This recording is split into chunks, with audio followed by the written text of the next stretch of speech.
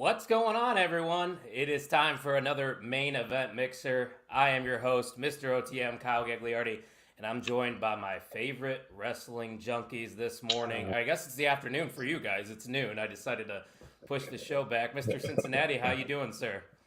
Fantastic, man. Just getting over a little St. Patty's Day soiree and getting ready for the weekend.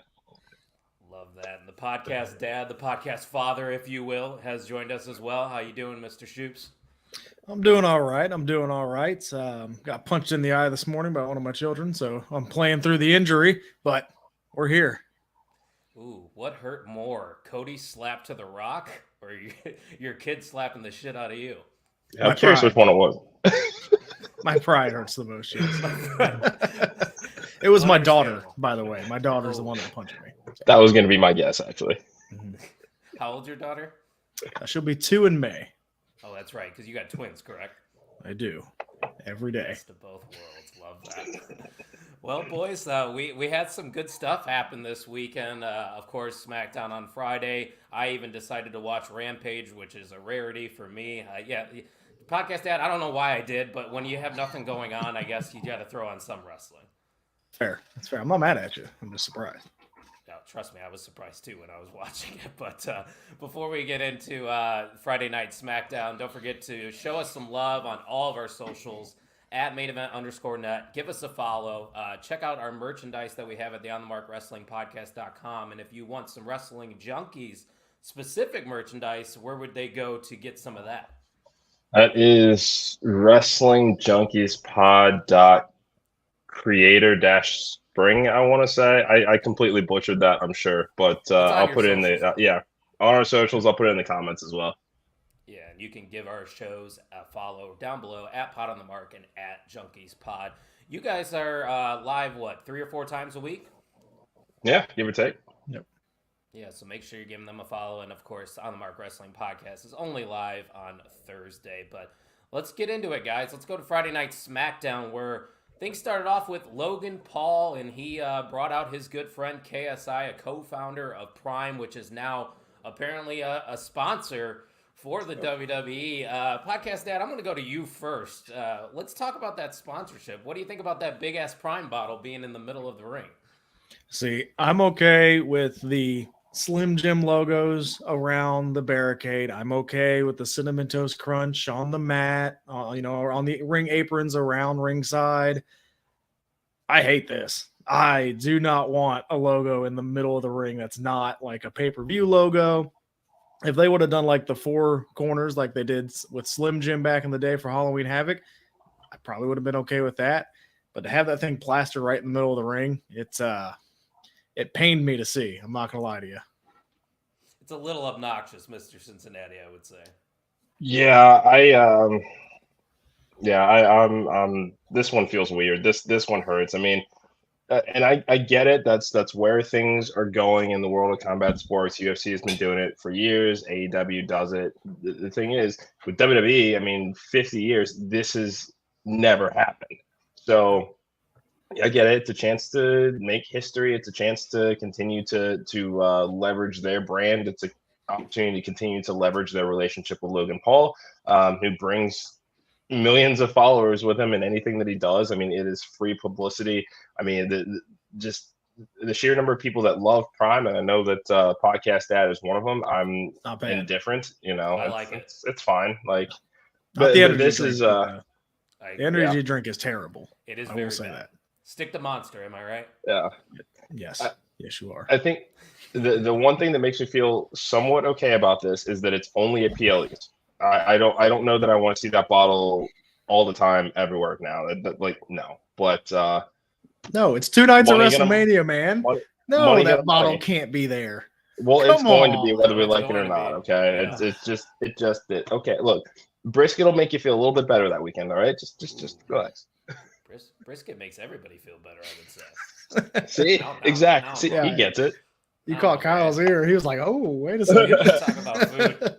I mean, you could talk about alcohol. I won't get that excited, but if you mention any good food, I'm going to get very excited. But we got a comment coming in. Let's see who it is. Mr. Tim Vicious himself from the network. VKM subconsciously had us think that the mat's sacred.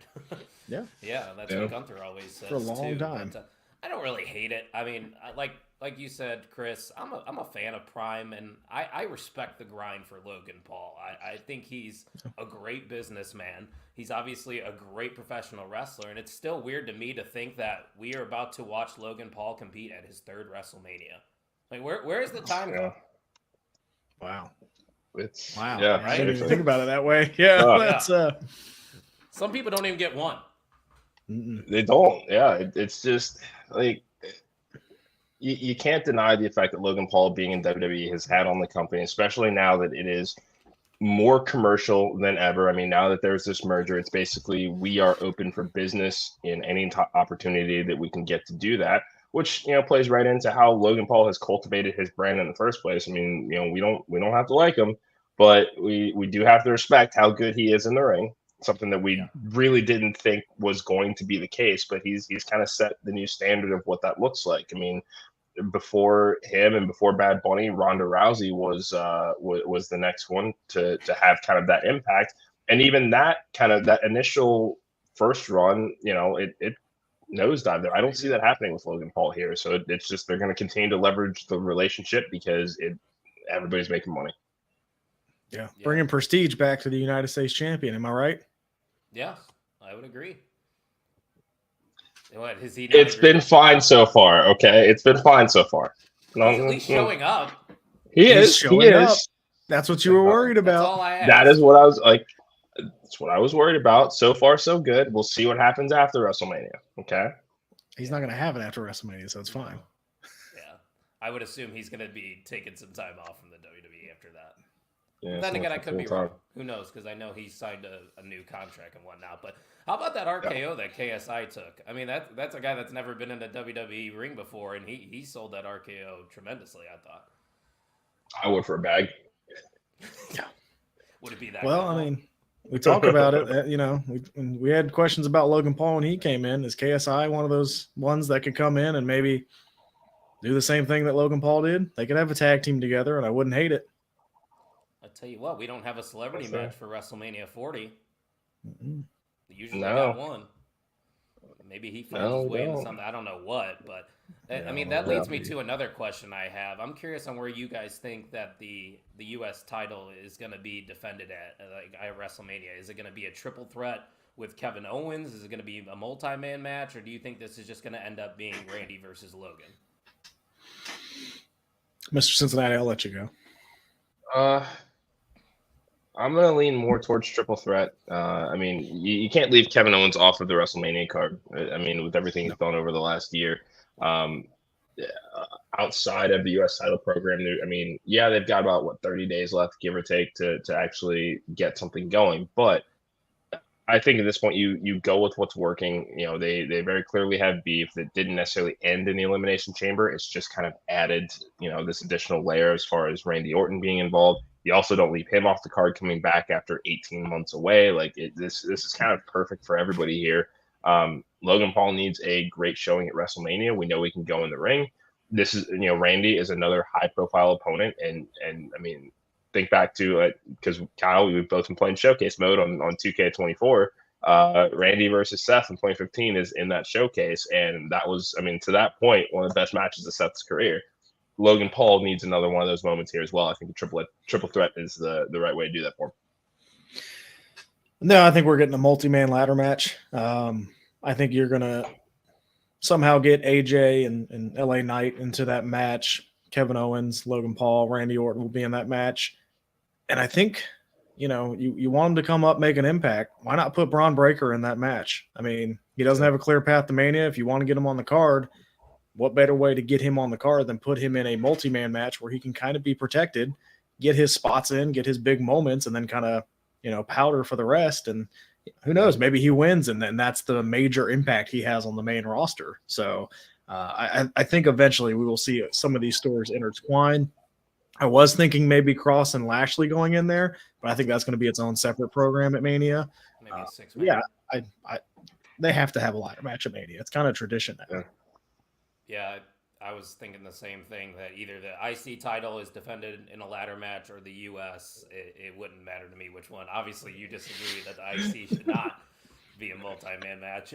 Oh, we're going to talk about the Raw Gauntlet match that's happening towards the end of this show, so then I'll get more of your opinions on that then. But yeah, that's definitely what I'd like to see too, Chris, is this defended in a multi-man match. I think there's a lot of credible contenders out there. It's a way to get people on the card. I think you could even throw like a Grayson Waller into that match, maybe an Austin Theory as well, because they're kind of just jobbing as a tag team right now and not doing much. So that gives them at least something. But I think overall, it's going to be fun. I like what Logan Paul's doing. You got Randy Orton involved, and Kevin Owens has been, one of the highlights of the last couple WrestleManias. So I would assume he's going to have a big moment for us too at WrestleMania 40. But other things happen on SmackDown. You mentioned Lashley and Cross. We finally got a one-on-one matchup.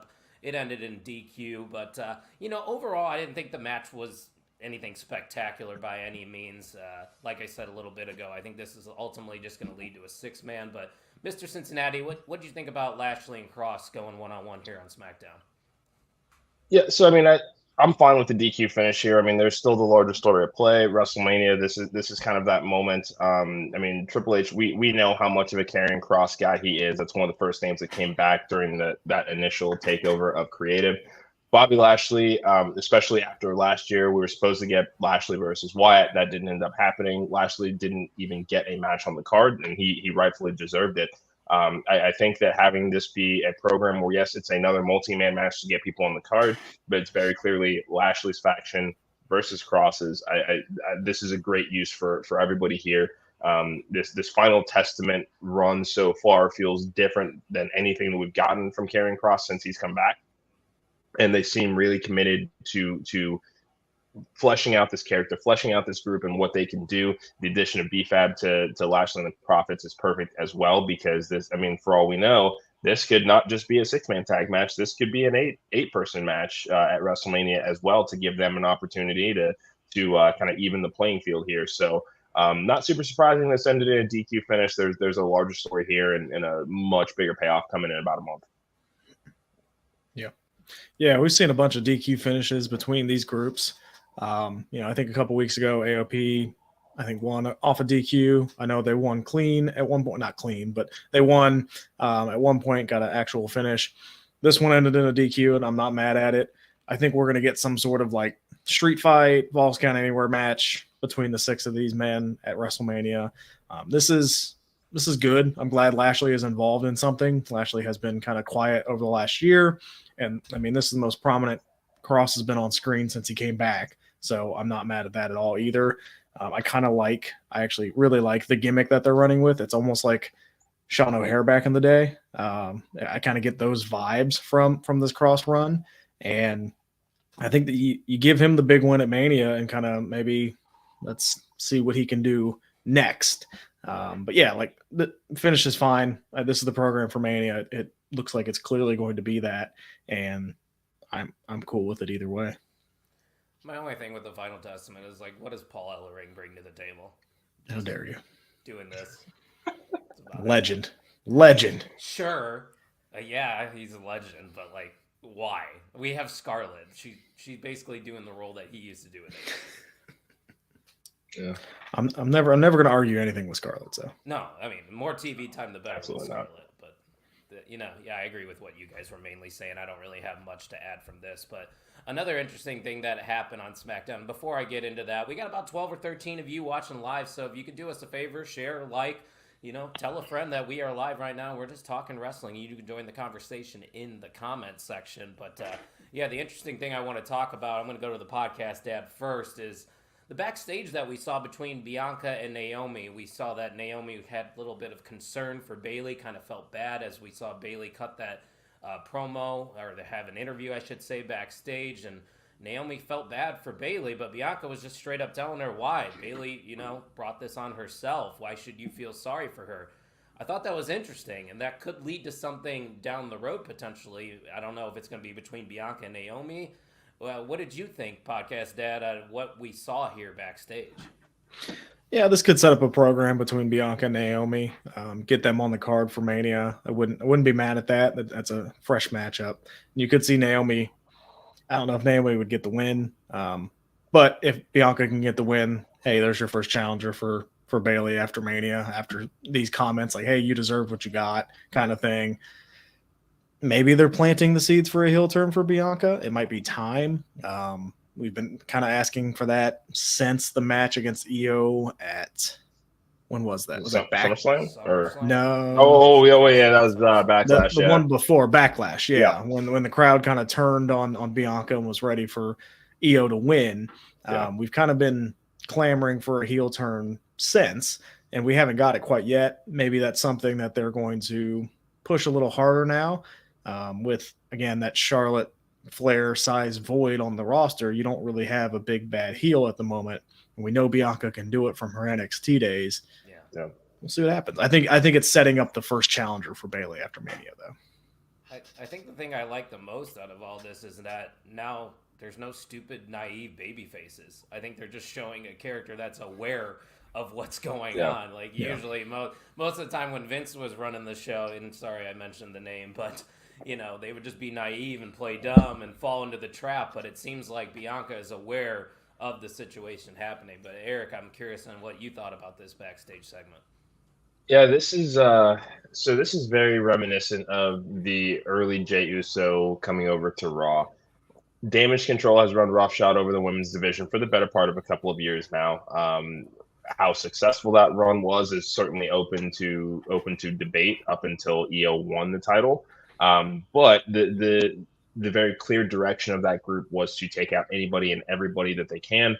Becky Lynch, thorn in their side, Bianca Belair as well. Like, this is that, Bayley's going to have to go through that redemption tour here too. She knows that she's messed up, and now she is trying to figure out her place on her own again, now that her teammates have turned against her. I also love the response to this backstage interaction with Damage Control and Dakota essentially saying, I've been the one that's been pulling the strings the entire time. That's great for Dakota because, up until this Damage Control run, I mean, everything she had done in WWE had been snake bit to this point, blew out both of her knees, a lot of time on the shelf, and really didn't get an opportunity to shine. Damage Control was kind of the first wave of that new talent that Triple H brings back, and she definitely took advantage of this opportunity. And I think that, now kind of having her take over as leader of this is another way to prepare her for a singles run as well. Because quite frankly, the Kabuki Warriors and Sky don't need Dakota Kai. They just don't. No. Those three on their own. Even, what we saw on Raw last week, just seeing Shinsuke Nakamura share a screen with them, I'm like, give me that group. So we'll see, but I think right now, this is Bayley's mea culpa moment. Jey Uso went through it. I think it's only appropriate that we're seeing that on the women's side as well. I like that, and I like what we're going to see next week: Dakota versus Bayley in singles action. That's going to be fun. I mean, I'm sure there'll be a DQ something involved with Damage Control ringside, but like you were saying with Dakota, I think this is going to be great for her because, I mean, not everybody got to see what she did in NXT, but she's a great babyface, but I think she's an even better heel. We saw that turn on Tegan Nox that happened at War Games. That was one of my favorite heel turns in NXT history right there. So we know Dakota can be a leader. It's just, let's see what happens here going forward with Damage Control. But other things that happened on Friday Night SmackDown, Dragon Lee defeated Angel in a match, but it's more about the bigger picture, which is the LWO versus Legado del Fantasma. I'm kind of curious on where you guys see this headed for WrestleMania, because I'm assuming that these two factions are going to be involved in some sort of match. I just don't know if it's going to be just straight up Santos versus Rey, or do you guys see this evolving into a multi-man match as well? So I personally want to see Rey versus Santos one-on-one, and it frees up these two tag teams because Pierce and Aldis have said they have an announcement coming about the future of the tag team titles coming soon. If it's, what I'm hoping for, we're probably going to see a split of these titles. Give these teams a chance to compete for these tag team titles.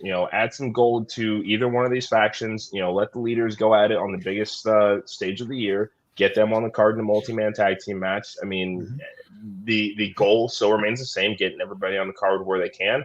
But, I think now you leave it to Rey and you give this, this is Santos's time to shine, especially after we saw Dom get the crazy heat and look as good as he ever has last year against his dad.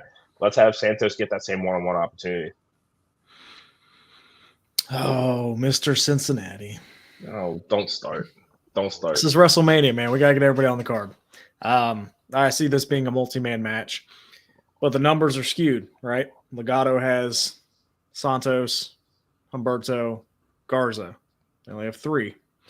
LWO has Carlito, Rey, Dragon Lee, and the other 2. Yeah. So Cruising Wild. Del Toro. Oh, all right. So somebody on the LWO is going to turn, right? Yeah. Carlito would be nice. Carlito is going to be the one to turn.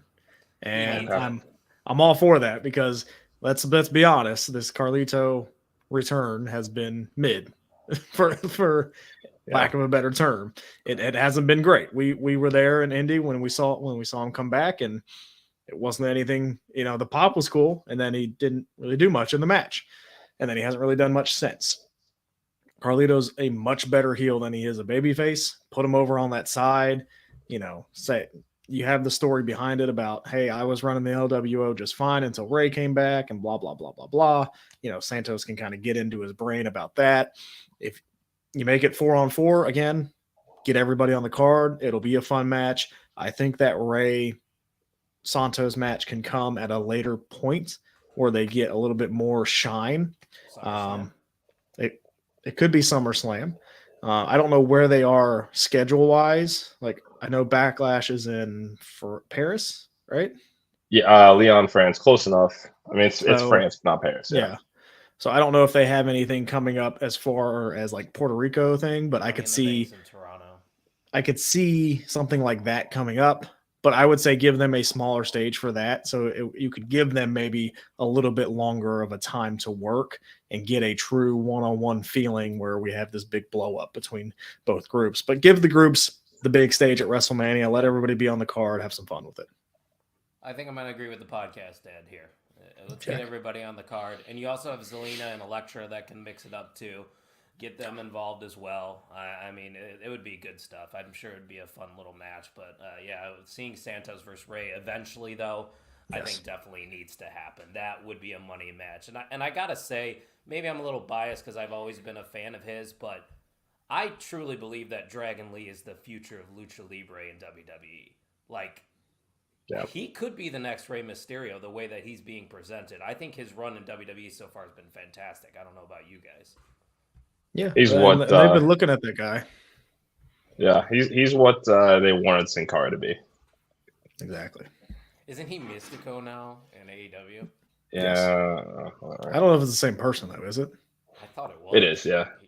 Is it? He's got the then the original Sin Cara is back in Mexico because he's working too. Oh, I forgot there was. There's multiple Mystico Sin Caras right now.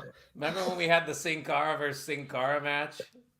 I try not to. Versus, about that, I what they called it. I try not to remember that. Yeah, that was rough. And that's when I first started watching wrestling, and I started to question, okay, why am I a fan of this again?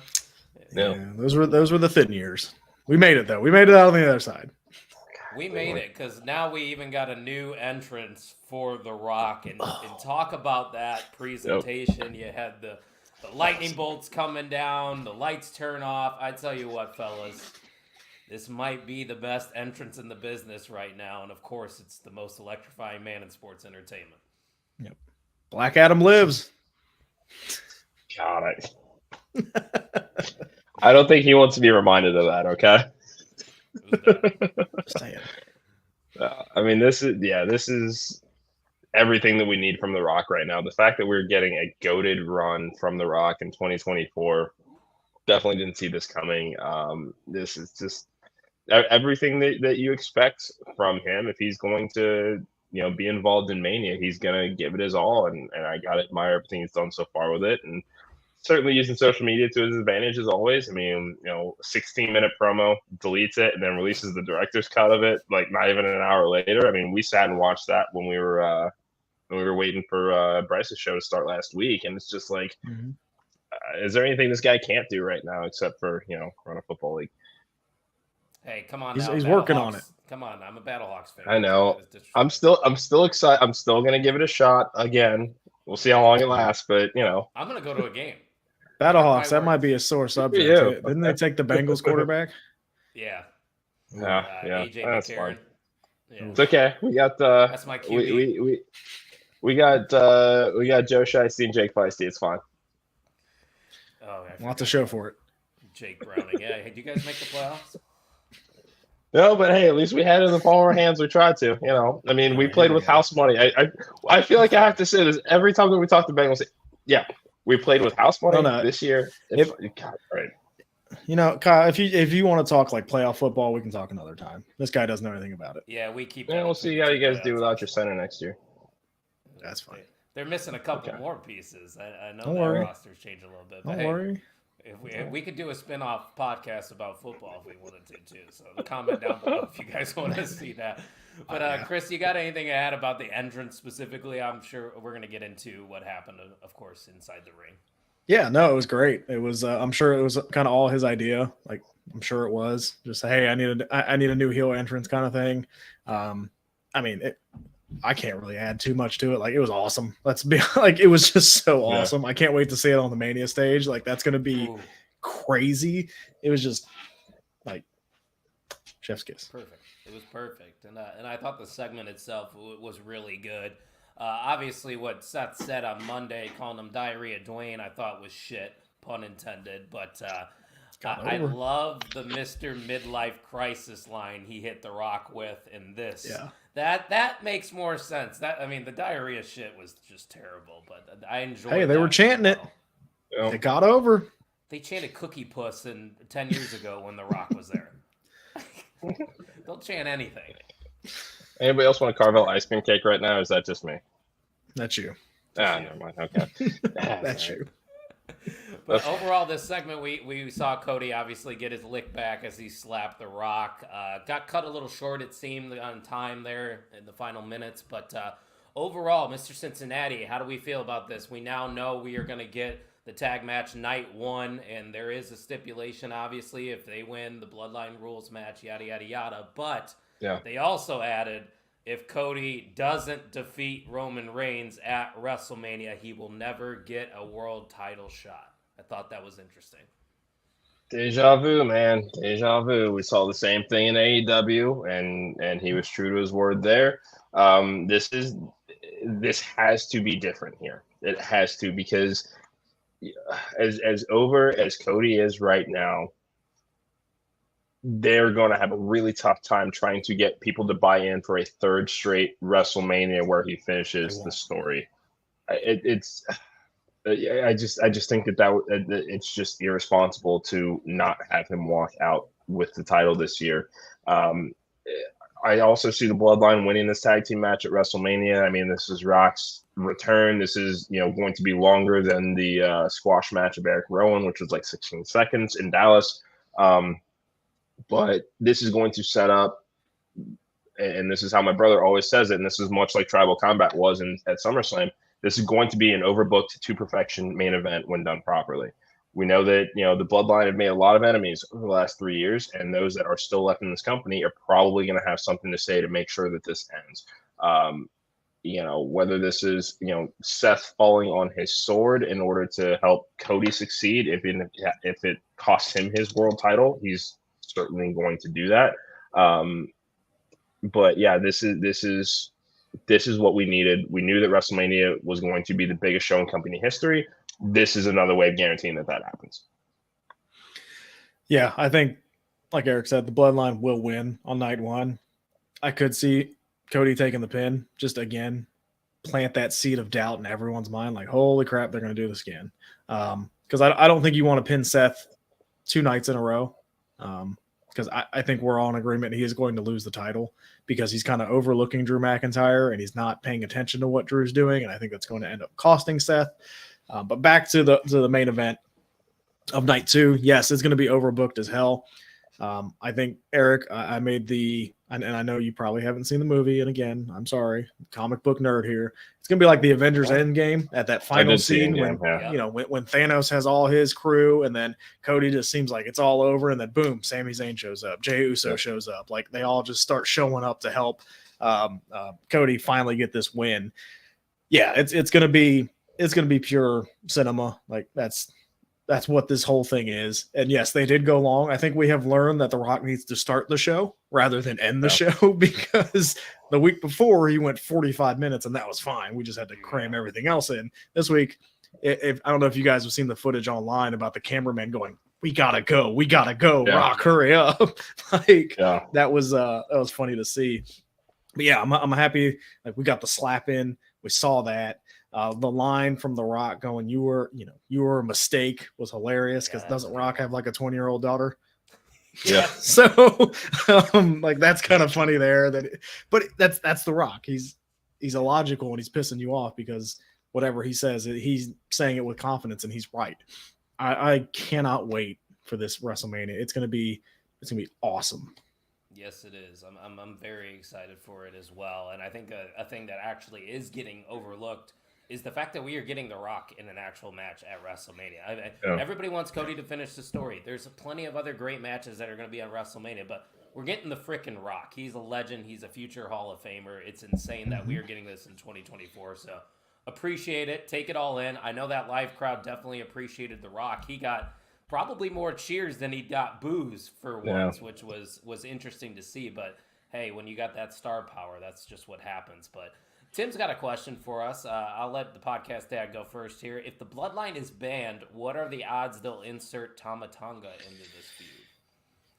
Oh, that's an interesting one for sure, because I don't know. I think the thing that we always talk about is how familiar is the crowd? Like, how familiar would the crowd be with the Tama Tonga?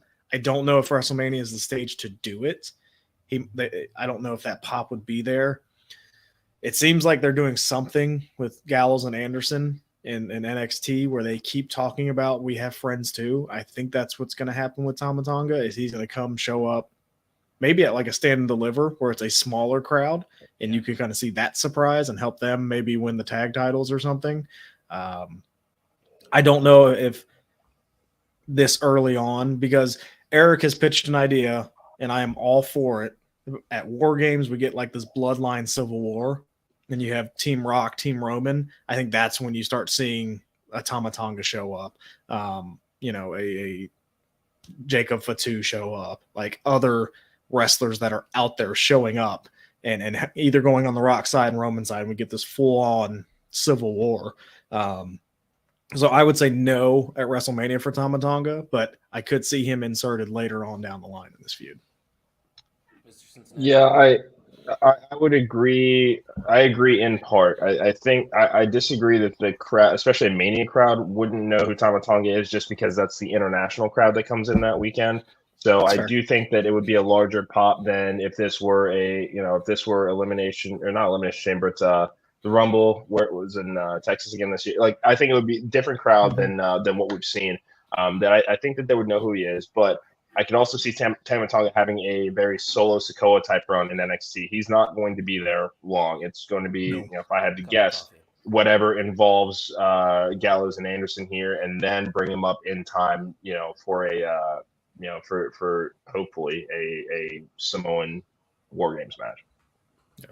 Yeah, like in all honesty, like how big of a star is a Tama Tonga if he shows up at Mania? Like, is that the end all be all? Like, holy crap, it's Tama Tonga? Like, not really, and that's nothing against him. Yeah. It's just I don't know how big of a pop that would even be. Sure. That was my concern, and that was going to be my answer as well to Tim. I don't know if WrestleMania is the right spot for him. Just like I watch WWE and AEW weekly.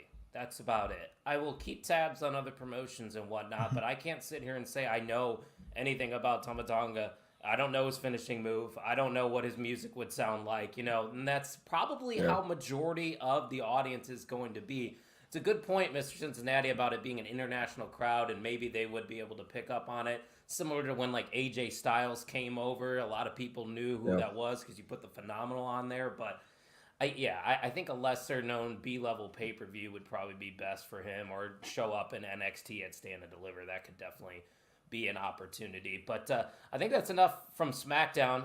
Another good show there, but we got AEW Collision that happened last night as well, and we found out that we are going to be getting a dream match between Bryan Danielson and Will Ospreay happening at AEW Dynasty. And we talked about Ospreay and Takeshita's match on our respective podcasts this week. It just seems like, Mr. Cincinnati, that we are going to get maybe 8 to 10 Ospreay match of the year contenders, because this match against Danielson, holy shit. Yeah, this is this is epic. I mean, there's really just no other way to put this. And there's been some discourse in the IWC as far as, is it too early to pull the trigger on this match? And I don't think so. I mean, this is at this point, Will Ospreay is coming in to do whatever he wants.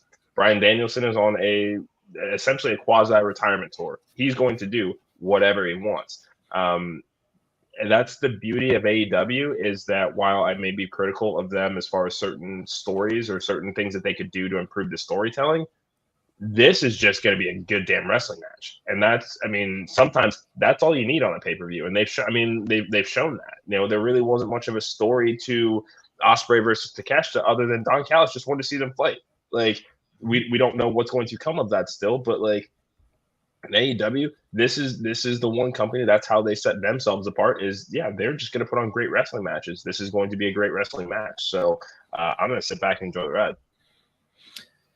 Yeah, I think holy shit's an understatement, man. Like, this is going to be, I mean, this might be match of the build to Takeshita and Ospreay was match of the century. This might be match of the century. I mean, Danielson is amazing at this point. He made a fan of Kyle out of Eddie Kingston. Like, that's where we're at with Danielson at this point. Like, he's one of the best wrestlers ever that we've ever seen.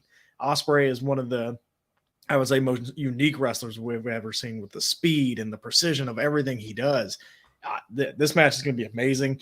If there is people on the internet community that are struggling that, oh, this is too soon, shut up, go away. You don't like wrestling. Like, that's just how it is. Right. If you're going to complain about this match, don't watch wrestling, like, period. Right.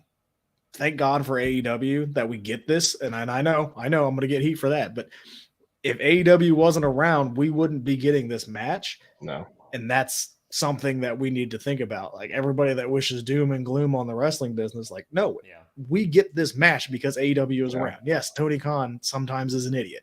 Okay. Have you read what Vince McMahon has done? Like, just, it is what it is. Like, I don't care. Like, I am getting a match that I thought I would never see, and it's because of this company, and they're doing it in 5 weeks? Yeah. I'm good. I don't see why anybody would complain about that whatsoever. I'd be totally cool with AEW Dynasty just sort of being like a dream match card. Like, just having that pay-per-view where you just pop off with banger after banger after banger. I don't care about storylines. I mean, like you said, it's AEW. Half the time, storylines don't even matter. And another thing I find funny, and I noticed that this week when we did just an AEW only show, whenever you post any AEW clips, you're going to get hate. Don't talk positively about AEW. God forbid we say good things about them. But this isn't a tribalistic approach here. We enjoy professional wrestling. We enjoy the independent scene. We have relationships with the independent scene. That's the essence of pro wrestling right there. It's just, why can't we all just enjoy it all? And this match is a generational match. It's going to be absolutely insane. And like the podcast dad said, Bryan Danielson basically made me understand the love for Eddie Kingston. That says a lot, because I was an Eddie Kingston hater for the longest time. I didn't understand it, but now I get it, and I get why. But speaking of Eddie Kingston, he was involved a little bit on Collision as well, as we got to see the return of Pac, who looks like they're going to be having a feud with the New Elite. You have Okada and the Bucks, of course. Podcast Dad, there's some good stuff happening in AEW right now, and having Pac back is just another one of those top guys that's going to be fun to watch. Yeah, AEW is really, really good right now. Like, let's not lie. Like, they went through a stretch where they got hit with the injury bug, and we saw the depth, and it was like, oh no, this is not good. Everybody's starting to come back. Pac is back. They just signed Okada and turned him heel, which nobody saw coming. Nope.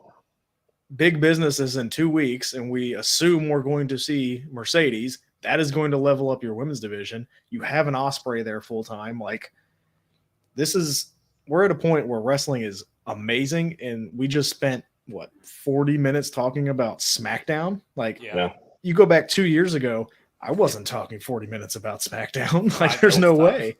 And now AEW has got all these players back. I am a little worried about the roster getting too big, but that's a good problem to have, I think. I think you can now realistically think about doing a brand split.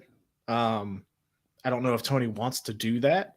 You could have your world champion float from show to show, do whatever they need to do.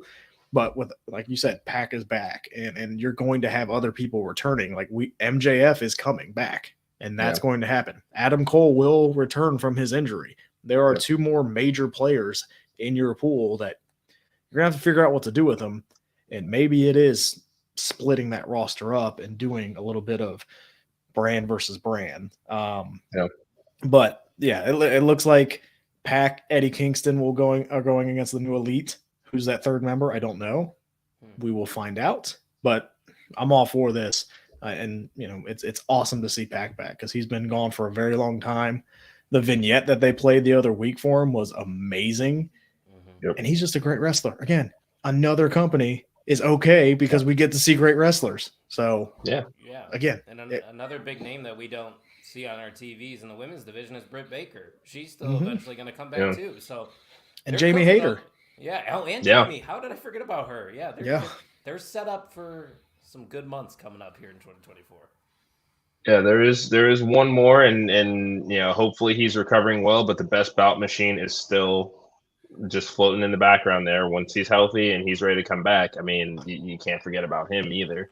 We talk a lot about brand split and kind of their usage of Ring of Honor as well. I mean, at this point, I can't find the tweet, but their champions on Ring of Honor are not necessarily on TV every week, and it's just kind of makes you wonder, what is the purpose of this hour of programming if they're not going to get the love and respect that it deserves? And at least, and feel free to disagree with me, but it seems like the only reason that Tony Khan bought Ring of Honor is because he knew that WWE was sniffing around. So if that's just to kind of keep it, exactly. So it's one of those things where I can understand if that's the business movie he'd made, but let's roll Rampage and Ring of Honor into just one giant show. I mean, WWE has 3 shows a week, 2 hours, one of them 3 hours. So why not make Rampage 90 minutes to 2 hours as well, and make that mean something too? I'd be here for that. I totally agree with what you guys are saying, and it's just exciting time for professional wrestling. I know we keep reiterating it, and it might sound annoying, but it really is one of the best times to be a fan of wrestling. Because like you guys said, AEW seems to, found that energy that they had a couple years ago, and the WWE is clicking on all cylinders. But I did say we were going to talk about this. The last thing I got on the agenda for us, and it's happening tomorrow. It is that Raw Gauntlet match to determine the number 1 contender for Gunther's IC title. Podcast Dad, I know earlier you're shaking your head about the multi-man match. When I look at this gauntlet match specifically, though, I think it's between two people, Sami Zayn and Chad Gable. And I'm curious on where you see this shaking out here on Monday Night Raw. Let's see. I wonder who I want to win. Yes, I am hoping that Chad Gable gets his moment. The reason I don't want a multi-man match is Gunther has held this title for I don't even remember how long at this point. 600 days, I think. Record breaking. Yeah. When he loses that strap, it needs to mean something, and you need to build a star out of it. I think this is that last opportunity for Chad Gable to become that single star that we've all wanted him to be. And if Chad Gable can go into WrestleMania, have his big moment, defeat Gunther, clean as a whistle, I'd be completely fine with it. It means he is getting that title, means he gets something out of that win. It's not going to hurt Gunther because he has held it for so long and he's brought prestige back to that championship. And now he can go to that world title feud. He can go.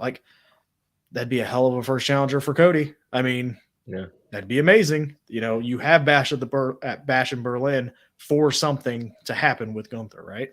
100%. Yeah. He's not going to drop the Intercontinental title at that. So why not do it now? Start this singles push where he is starting to run through this bigger talent, the main event talent that we're seeing, and give Chad Gable this moment. I mean, again, I think it was Chad Gable's birthday the other day. He's 38. This is it. This is this. And he has not been to this point in his career where they've had him this hot. Pull the trigger. Let's do this. My only question to you is if Chad is the one to win this, what do you do with Sami Zayn? And I feel like Sami Zayn is a guy last year that main evented WrestleMania. I feel like he has to be involved in something. And that's why, no disrespect to Chad Gable, I think he's fantastic and deserves another opportunity. It's just what's going to sell more tickets? I know they're going to sell regardless, but Sami Zayn, Chad Gable, I think Sami Zayn is the one that needs to win this, personally. Could we see Sami Zayn added to the world title match? Seth's just overlooking everything. Does he just get to the point where he's like, I don't care who's in the match. I'm focused on the bloodline, and somehow Sami Zayn gets in it. Is that an option? Yeah. What do you think? I don't know. Cincinnati? Yeah, I mean, you can't rule it out. I mean, let me start with Chad Gable first, just because the social media game over the last few days has been straight fire as far as the pre-tapes that he's put out, and that's what's giving a lot of credibility to him likely being the winner of this gauntlet match. This is, like Chris has said, as far as the multi-man match, it would be easy to do, but whoever wins the Intercontinental title not only needs to beat Gunther, they need to pin Gunther. It's only three people, it would be three people at WrestleMania, most likely Ilya, Braun, and then if it's Chad Gable, that's what I would hope for. Mm-hmm. Yes, time to move on to the main event scene. Basically, Gunther is going to lose at WrestleMania. He's not losing again this year. That's just not how he has been booked since he's been here in WWE. He's going to take his lumps. He's going to move on. He's going to set his sights on the World Heavyweight title. But after WrestleMania, I don't expect him to lose another match this year. But as far as Sami goes, yeah, this is I think this is going to be the beginning of a slow descent into madness for Seth Rollins, because he has been so focused on the bloodline pretty much this entire calendar year. He's overlooking Drew. He's, if they add Sami to this match, he's also one of those guys. Fine, whatever. I don't care. I'm still the champion. I'll show you why I'm the champion. But he's going to trip up at WrestleMania. I don't see Seth Rollins walking out with his title at WrestleMania. Cody Rhodes will, and that's going to drive Seth nuts. Yep. This is fun, guys. There's just so many things to discuss. Fantasy booking, trying to figure out what direction things are headed. It's a great time right now. We are 30-something days away from WrestleMania. I cannot wait. And like we said earlier, AEW is doing some great things too. I did notice though with that gauntlet match, Jey Uso is not involved in it, so that pretty much is solidifying that we're going to get Jey versus Jimmy at WrestleMania, which I'm excited for that match as well. There's just so many matches that could be happening at WrestleMania 40 that I'm very much looking forward to. Yep. Yes. Good. He shouldn't be in the gauntlet match. Are you a Jey Uso hater? I'm not. I love Jey Uso, but It just doesn't seem like main event. I've seen the podcast. He's not main event, and we need to I think chill out with that moniker. We're not going to. Yeah. We are main event. You see the logos behind us. Yeah, give us a follow on all of our socials at mainevent_net. 20-something of you watching live. I'd appreciate it if every single one of you hit that subscribe button, give us a like, and don't forget to check out our other channels, our podcast, the On the Mark Wrestling Podcast, and the Wrestling Junkies. Mr. Cincinnati, what do you guys got coming up this week for the podcast? So we've got a couple of great interviews. There'll be some new Stump the Smarks and breaking news. So the podcast that will be unavailable this Wednesday. So I had to call in a co-host and I had to call in a couple of favors. The Lariano Pro Wrestling Champion Bryce Cannon will be my co-host on Wednesday. Yes. So looking forward to a fun conversation with him about his match against Cardona. Podcast that we love you. You'll be missed, but got to keep the train rolling. No, hey, I get it. I bought tickets to this concert months ago and totally forgot it was the next week. So that's on me. That's what happens when you got twins smacking you in the face. It does. Yeah, hey, we got a guy too over at OTM. He goes by the name of Trevor Outlaw. We might have to set up a match with Bryce Cannon down the road or something like that. OTM versus the Wrestling Junkies. I don't know. Keep your eye on it, people. Yeah. Watch out. We got good stuff brewing here at the network. So if you're interested in being a part of the network, whether it be a podcast, creating YouTube content, our bloggers are popping off with plenty of great blogs. Just reach out to one of us or the network itself at mainevent_net, and we can have a conversation on getting you involved because, like I said earlier, we're just a group of guys that want to create fun, unique, and not tribalistic approach to talking about wrestling. So make sure you follow our shows at Pod on the Mark and at Junkies Pod for more, and we will talk to you guys next time. Have a great Sunday, everyone.